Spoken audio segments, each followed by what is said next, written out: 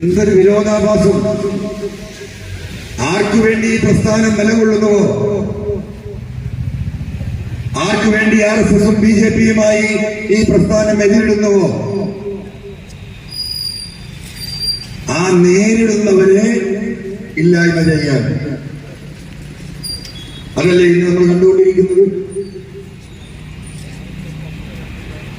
അവിടെയാണ് ഇന്ന് ജനസമൂഹം മാറ്റി ചിന്തിക്കുന്നു എന്നിവിടെ ചർച്ചയാണ്. ഞാൻ വയനാട് ഭാഗമാണ്, ഞാൻ മണ്ഡലത്തിന്റെ ഭാഗം. രാഹുൽ ഗാന്ധി എന്ന് കൂട്ടി വിളിക്കാൻ തന്നെ സത്യത്തിൽ കഴിഞ്ഞ 2-3 ദിവസമായിട്ട് രാഹുൽ ആ ഗാന്ധി എന്ന ആ പേര് പോലും കൂട്ടിച്ചേർത്ത് പറയാൻ അർഹതയില്ലാത്തൊരു 4-ാം കിട പൗരനായി രാഹുൽ ഗാന്ധി മാറിയെന്ന് ഞാനല്ല പറയുന്നത്.